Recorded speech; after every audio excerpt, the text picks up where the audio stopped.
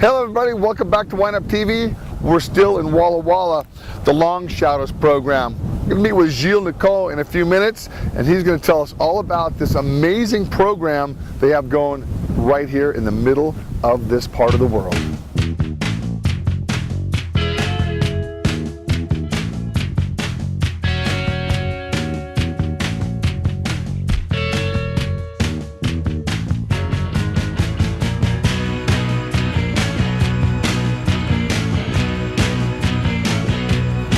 Hello everybody, welcome back to WineUpTV. I'm here with Gilles Nicole.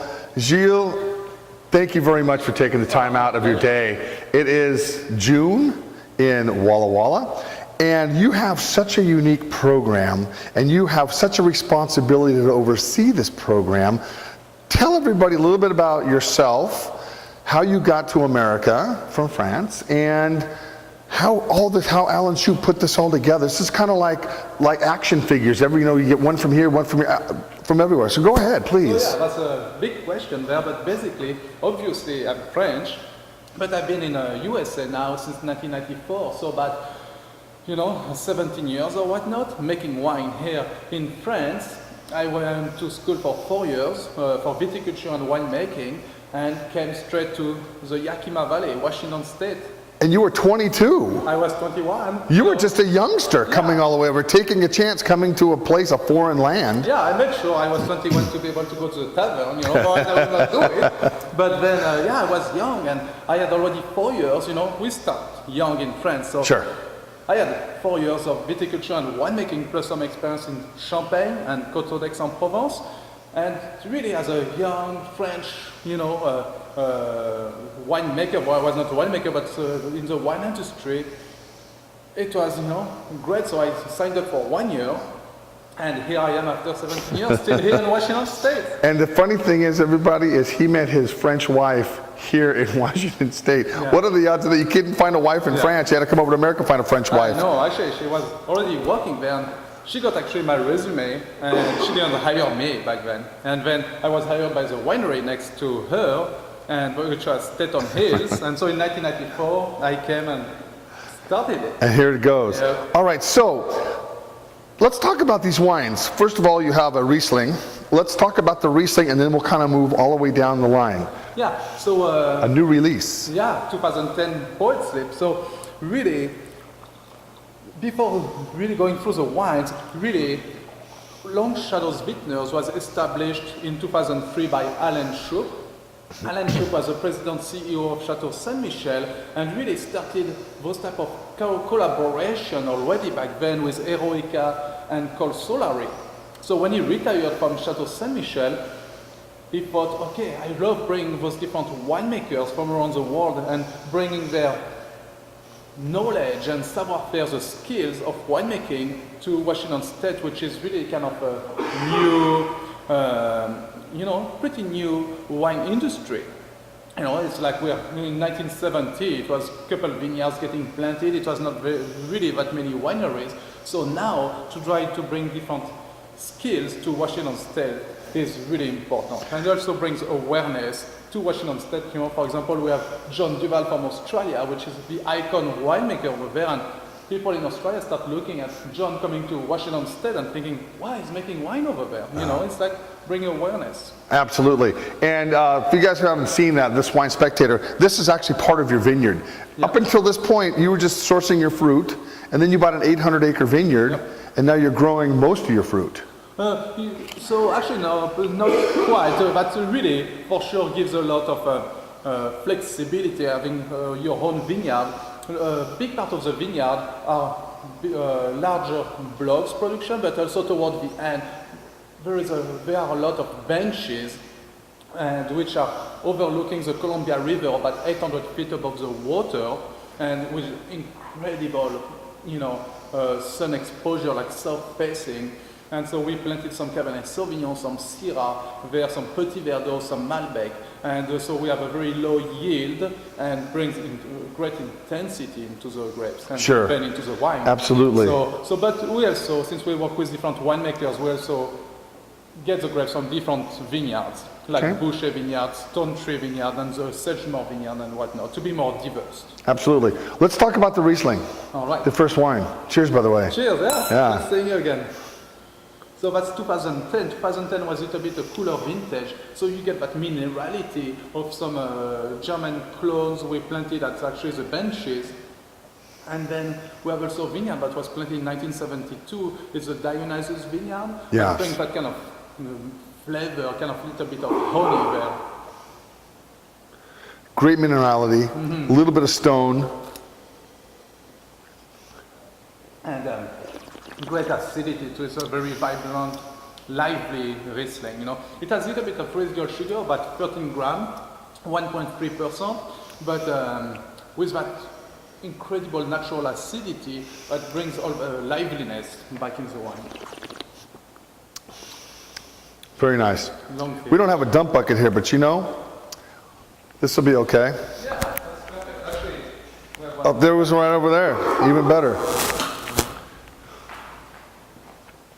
There we go. Kind of like ad lib all this as we go along. So, Sagi.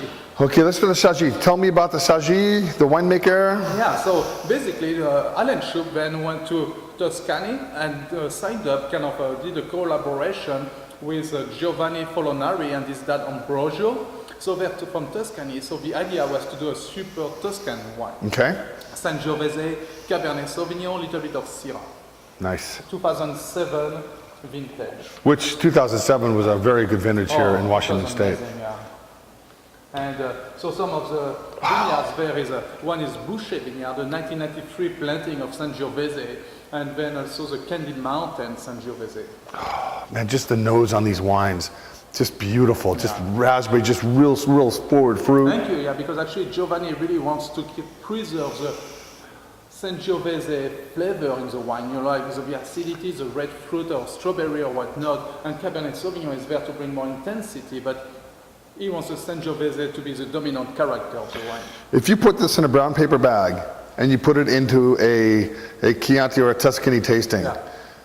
I don't know if I could tell if this was American or not. You know, it's they don't try to duplicate the wine from where they're making wine, No. but definitely they bring that style, you know, they have a vision on The how they want to make the characteristics. wine here, but the characteristic is for sure, you know, it really shows he's a winemaker from Tuscany, that's for sure. It's just beautiful. It's got a great nose. The acidity, the tannin structure, it packs a lot of punch. Yeah. It really does. So what the retail on the Riesling, what would that? $20, Okay, and then this $45. $45? Yeah. Guys, this is a great wine. And also a great food wine as well. Oh, absolutely. Yeah, so it's kind of nice to sip like this, but with the food wine, with the acidity, it just goes along with the food really nicely. Wow. I hate to dump any of these out. Drink it. I like his attitude. We're my new BFF right here. And we'll be face back friends in a second.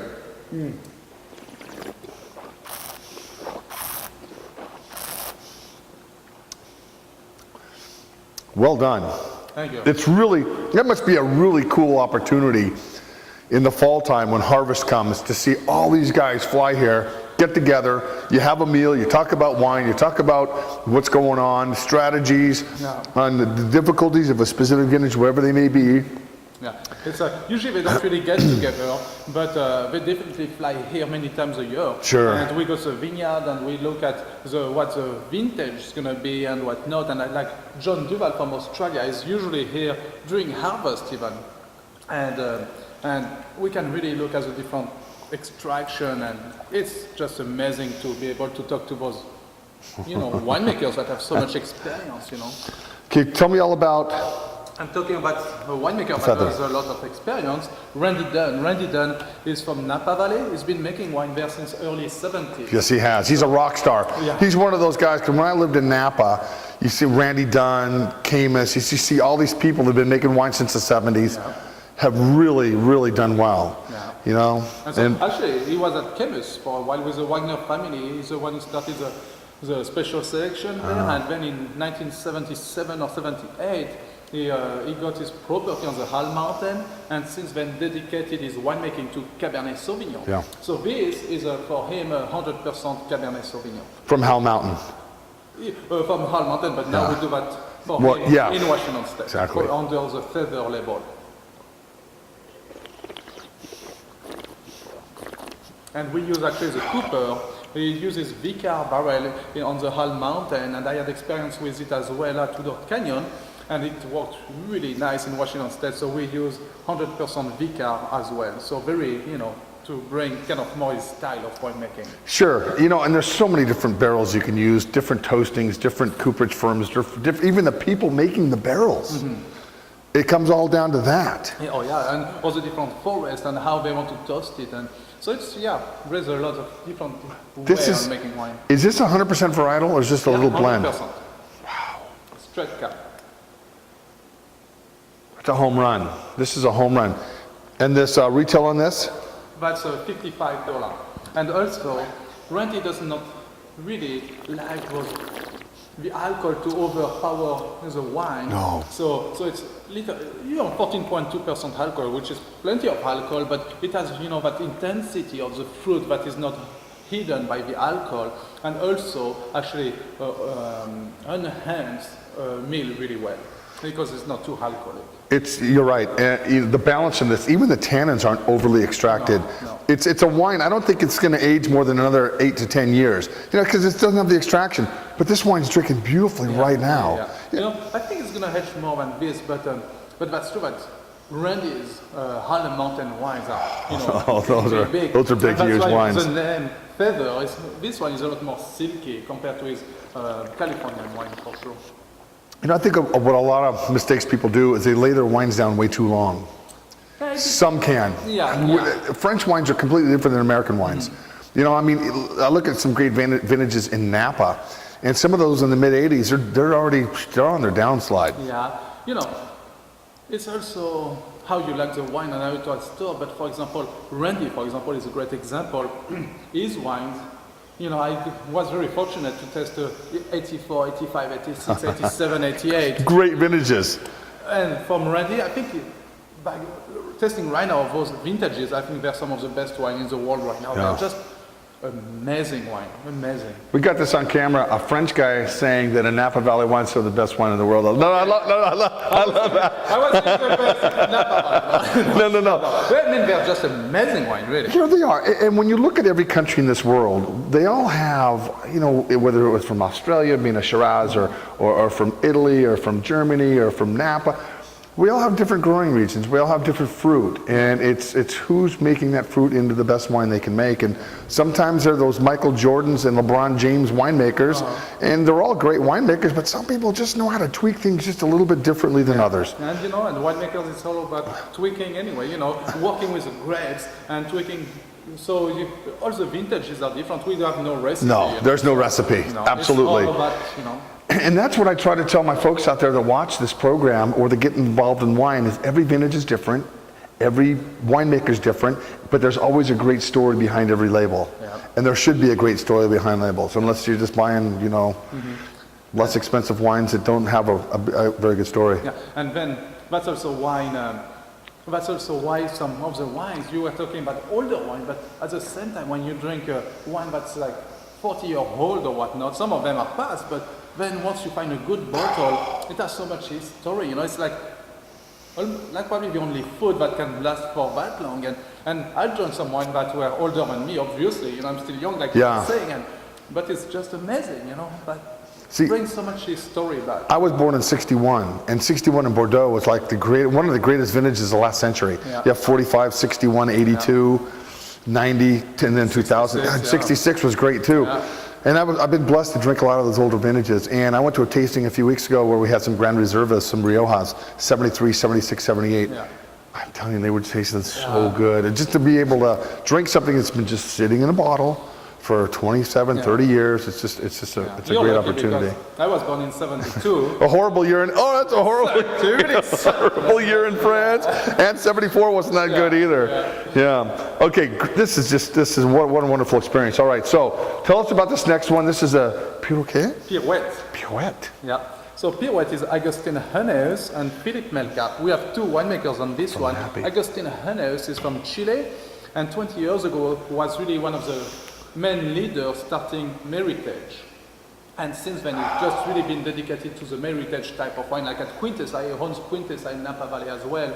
And since he's not a winemaker per se, he came to the venture with Philippe Melka, and Philippe Melka takes care of all the winemaking techniques. Like we ferment the Cabernet Sauvignon for Pirouette in a 400-liter French Shoup. And so basically, instead of doing pump over, we place it in a base with wheels. It's called the OXO line, and we just have to wheel the barrel, and brings a lot of concentration and complexity to the wine. Now this is the 2006 current vintage. Current vintage is over. Yeah, actually we are transitioning into the 07. Okay. Real dusty, just really nice earth flavors to it. And then the blend of this is? So it's a 55 Cabernet Sauvignon, and then usually it's about 30% Merlot, Cabernet Franc, Petit Verdot, so Bordeaux variety blend. It doesn't get much better than that. It has concentration, yet it's very refined tannins, and it has structure. I mean, it has everything. It has everything you want in a bottle of wine, and this retail is? 55 as okay. well. You know, the wines, they're right up there. Yeah, they're not your everyday drinking wines. However, they're worth the money.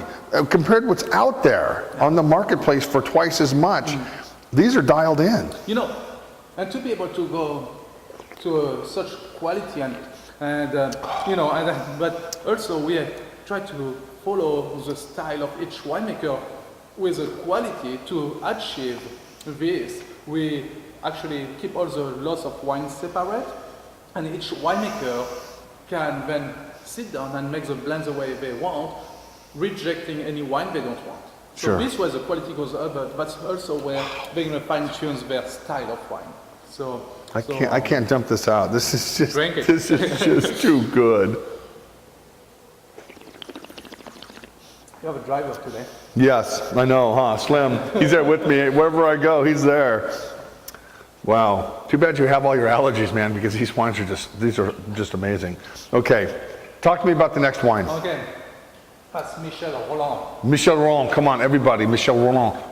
He's a rock star over in France. Over on the world too. Well, yeah, but He works actually as a flying winemaker. He works at least in 10 different countries. That's amazing. It's amazing. Just to be able to do that, and to be on rock star status like that, and to keep everything separated in your head. You're going over here, working with this fruit, and you're going over here. And it takes a great cellar master and a guy like you, because at the end of the day, you overlook all these wines. Yes. They make them, but you have to make sure that everything's okay. I carry through at the winery their vision on how they want to make the wine. So their guidelines, I get their guidelines and I make sure that it's the right techniques I do for them. Sure. I get the right grapes and it's grown the way they want. You're their Longshadows. Yeah. You basically shadows along. You basically shadow whatever they tell you, and then you get it done. Exactly. So. Which is a lot of responsibility. If I screw up, they're not going to be happy. That's for sure. Yeah. Okay. So the vintage on this one. This is the 2007 Merlot. Yeah. New release. 100% Merlot. No, usually Michel likes to use about 10% Cabernet Sauvignon from the Taptil vineyard on the Red Mountain, and that brings the structure. And then he likes to use a bit of Cabernet Franc. About 5%, kind of elegance and more complexity, and Petit Verdot for a little bit more vibrant character. A Merlot with that structure. Well, just like Chateau Petrus. Look, that's a Merlot-based wine. This has got tannins. It's got richness, roundness, a little tobacco, a little bit of just chocolate. And actually, that's what Michel Rolland really likes, kind of a riper style wine, but he doesn't want the wine to have spikes of tannins or spikes of alcohol. He wants, the wine to be all round and very rich from the beginning all the way to the end, and being at the same time well balanced too. So he's nailed it. 2007 was a great vintage to do all that. You have great fruit. It's kind of like people in Napa dealing with the 2007 vintage. I mean, if you couldn't make a good wine in 2007, get a new job. Kind of like Oregon Pinot Noir in 08, come on. Yeah, they better be stellar. And also then we can see good winemakers in more challenging vintages, but that's true that 07 was like just crush it and make it. Yeah, that's it. It was pretty much that easy. Yeah. You were blessed. You didn't have to do too much picking out of the fruit. It makes everything easy, you know. A good wine is easy to make because you receive the grapes and basically all the extraction, the color leaches into the juice really nicely. Yeah. And when you don't get the right grapes, that's where you work really hard at it to make it good. So Sure. it's basically, you know, might as well be easy. Wonderful, dude. Man, unbelievable. All right, onward. They're getting heavier and bigger and bolder and yum. Chesterfielder. So Chesterfielder, when Alan Shoup hired me to oversee the winemaking for those different rockstar winemakers, I said I have Chesterfielder available, and the name is actually named after his grandmother and maiden name. And anyway, he said, why don't you be the winemaker? And What a great opportunity. Oh, for me to be able to be, you know, It's the line with the- it's a thank you, Alan. Yeah, exactly. I mean, look at the lineup. I mean, you go from star to you to, I mean, it's great. What an opportunity. Yeah. So basically, since 1994, I always just enjoyed the Cabernet Sauvignon in Washington State with that structure and really the flavor of the Cabernet Sauvignon. I find it just incredible. And what I love about Washington State is Syrah. The Syrah is very dark and the color is just very deep. So what I decided to do with Alan was to do a blend of Cabernet Sauvignon and Syrah. So Cabernet Sauvignon structure, Syrah the darkness, the spiciness.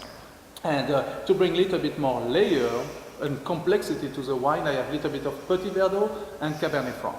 And for a good integration of all this, to put it together, I keep it for 30 months in barrel, in oak. So almost 3 years of aging. So more than 3 years by the time you get the wine. Which is it says a lot, because when you deal with multiple vintages, you have to have a lot extra space to do it. What's your case production on your wine? Right now it's about 1,500 cases. Okay. So on Chesterfielder. Yeah. Okay. What's the overall production?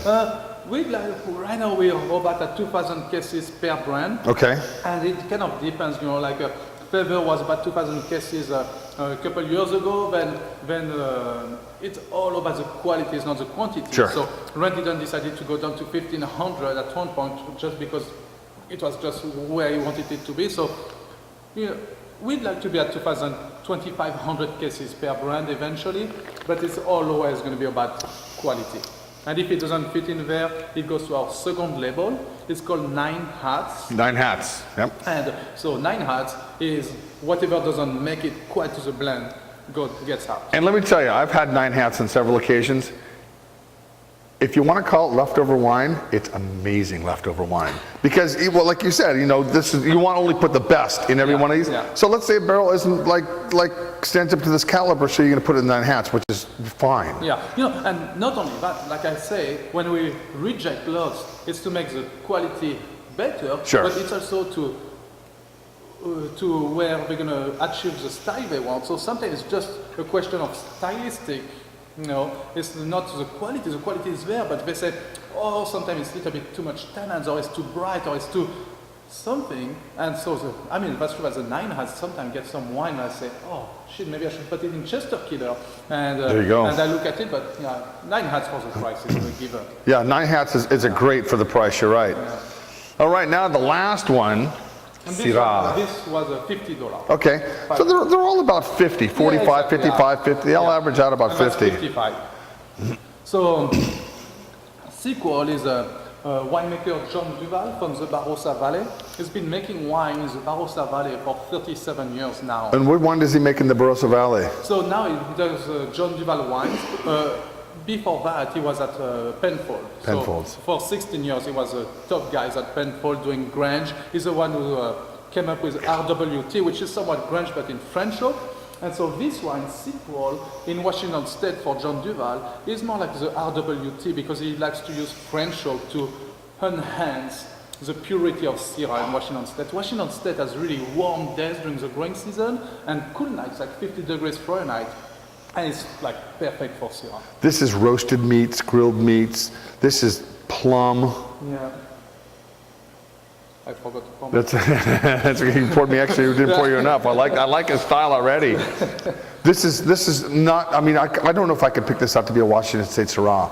It's got so much character in it. That's funny. We usually talk about that with John Duval is between France and Australia, and I mean it's kind of international here, like John says. It's not, I mean, it's big, Yeah. but it's a food-friendly wine. Yeah, it's big, but yet it's lively. It doesn't want the alcohol to spike out. He wants really the acidity, he wants a lower alcohol, he wants the fruit to show in the wine. A little bit more like brandy. Wow. You know, every year you have different challenges. And we had some great, mid-2000s were great. Yeah. 2010, a little bit more challenging last year. Yeah. It was cooler here. Yeah. The production's probably going to be down a little bit. 2009 was very warm. It was hot in the Willamette Valley. 2009 was something. And then this year, man, look at it. It's outside. It's windy. It's cool. Yeah. So since 1994, 2000 was the coolest vintage I've seen. But then we have a bad season, which was beautiful all the way to the end of November. Then we got below 0 It did freeze some vines. Yeah. This year makes 2010 looks like a warm vintage. It's crazy, isn't it? Yeah. Isn't it? Yeah. All right, well, hey, man, you know what? I really appreciate your time. I appreciate you opening up these wines, allowing WineUpTV to come in and do what we do best. And we're going to take some pictures of the Chihuly because some of the stuff in here is just absolutely amazing. And I think it all comes to the fact that wine, art, food, it all comes together. And you know what? America has a great winemaker in you, my friend. And I'm thankful that you came over and you're so passionate about all this program. And then I can show you quickly around the cellar for a couple views. We'll go take some pictures. Excellent. Guys, when I see you next time, we're going to go check another rock star and put them on film. See ya.